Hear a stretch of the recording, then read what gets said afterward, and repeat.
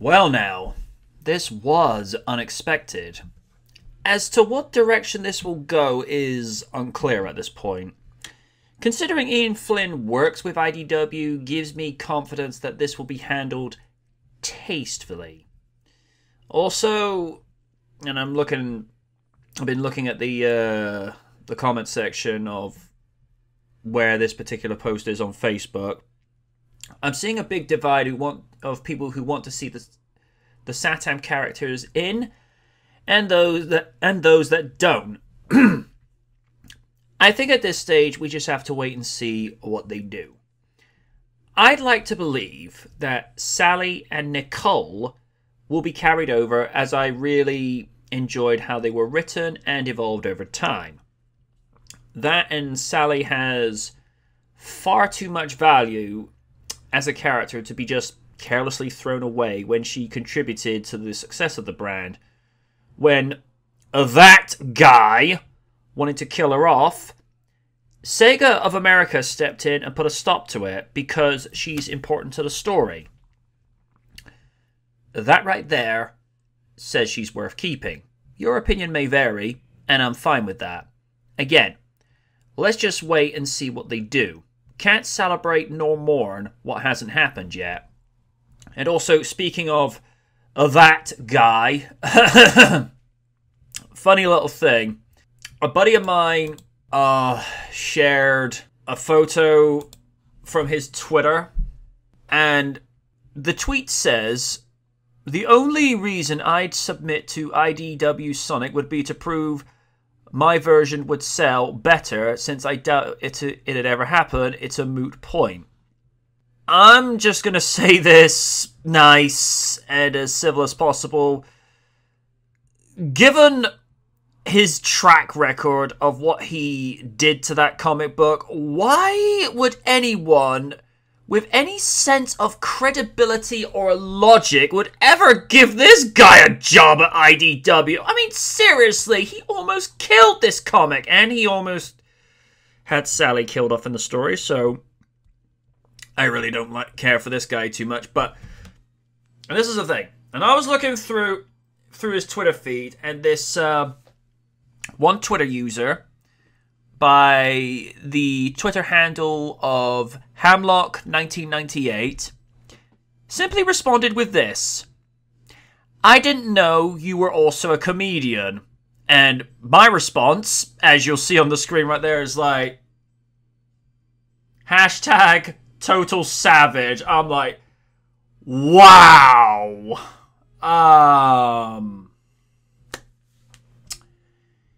Folks,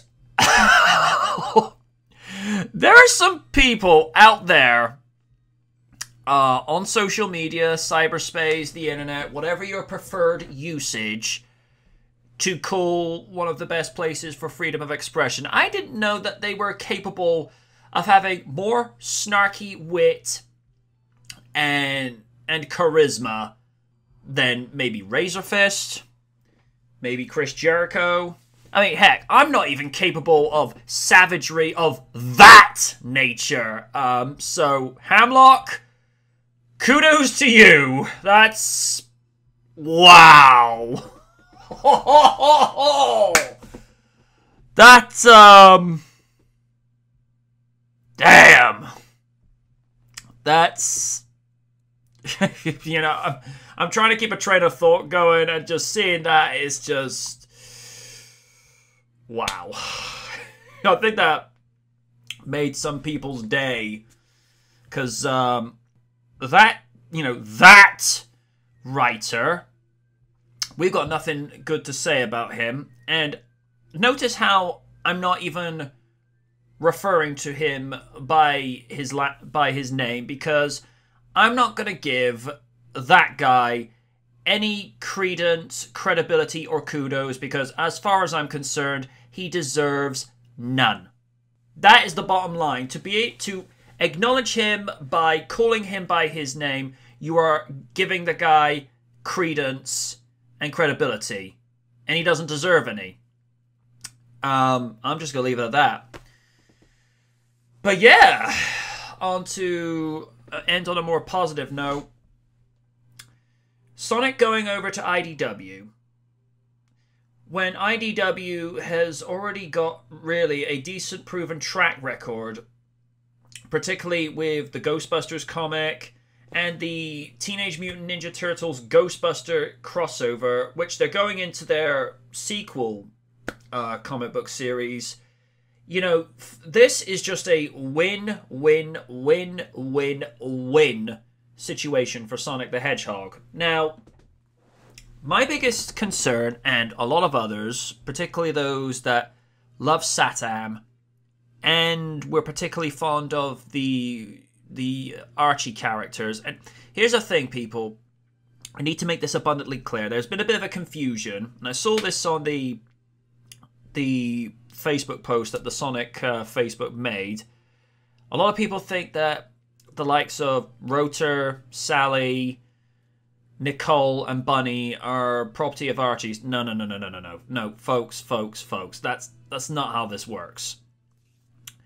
Archie's are licensed, those characters, from Sega, so therefore Sega retain the trademarks and the copyrights for those characters. So, and I'm hoping Sega do go through with this type of thing.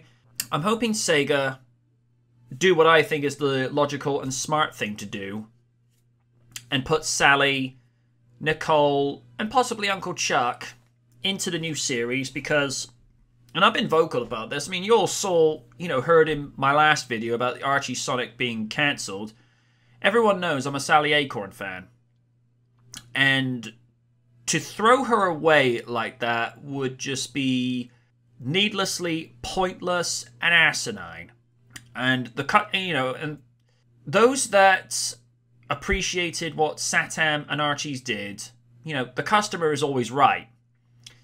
Now, depending on which spectrum and side of the fence that you are within the Sonic community, because I like to classify myself as one of the more logical fans, and, I say that with no hyperbole, because, even I can recognize there are aspects of the franchise with regards to the games, the comics, and the TV shows, what worked and what didn't work. Sonic Boom as a TV series, as much as I find some amusing moments that they do,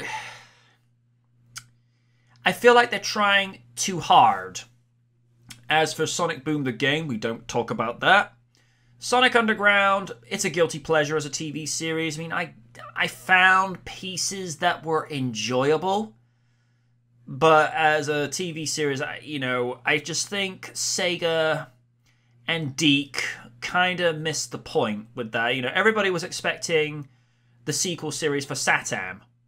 And although it was a very similar art style and what have you, it was just not what people were wanting nor expecting. Adventures of... There's two divides with this. There's the people that series is catering to, who love slapstick comedy and very Looney Tunes style-esque type of humor. That show is made for people that like that.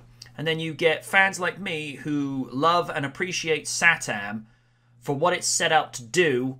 We like progressive storytelling. We like to have characters that are very deep with a lot of layers. And, we like something that was dark and edgy, but there was a reason why it was dark and edgy. It wasn't just done there trying to be...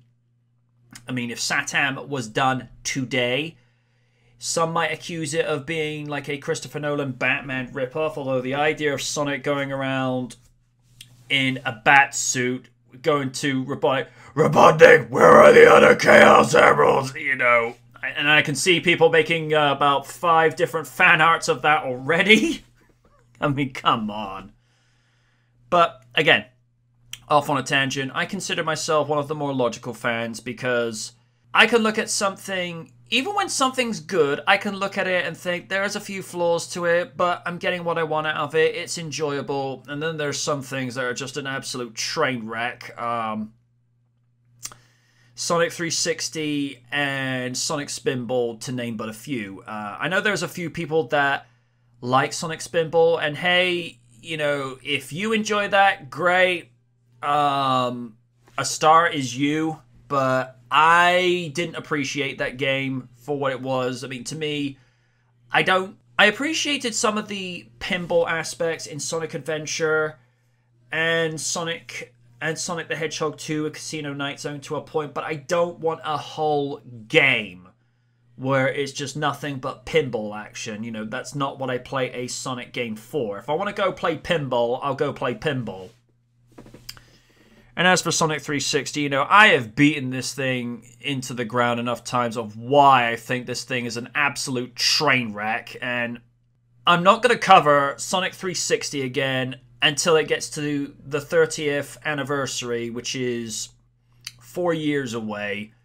Because that is just one of those games. It's like with Knight Rider 2000. You know, I don't want to talk about that movie because aside from Michael, Devon, and Kit being there, that movie was not Knight Rider. Although some people argue the same thing with Knight Rider SG, but your mileage may vary. I appreciate it for what it was. And look at me, I'm going off on a tangent again, but folks, this is me. You know what you're getting your money's worth with that. I just have fun with it. But anyway, I think this is great news and I find it's a little convenient in the one sense that they announced this so quick. I mean, was this something that they'd had kept under wraps for so long? And then Aaron Weber of Sonic social media was only allowed to talk about it now. But for all we know, they probably did cancel Archie's months ago, but just weren't allowed to talk about it. And like everyone else, I really hope Sally is carried over. And not just Sally, I'd like to see Nicole carried over and what have you. Because the way that you have with the legacy of that particular comic book series and with its characters, with the rich depth and history of what it provided, you know, not just through Archie's, but through Satam as well. These are characters that people have grown up with. These are characters that people have appreciated going through high school, going through their college years, and people that, you know, read the comics, whether they're on the subway or on the train, on the bus, or reading over at a friend's house. Because here's a thing that's, you know, that's not a big secret. Adults read comic books because why not? If it ain't hurting people, where's the problem? And, you know, at least 2 to 3 generations have grown up with the Sonic Archie series, and it's just almost weird that they will go through a time where they're not picking up one. But, you know, with IDW, you know you're gonna get something good. And on that note, folks, I'm gonna not make this so long-winded now because I think people are tired enough of me going off on a tangent. And I'm just gonna leave you with, what are your thoughts on this? You know, get your comments going in the comment section below, and hopefully this will be a talkative point. And until next time, like always, good night from the night.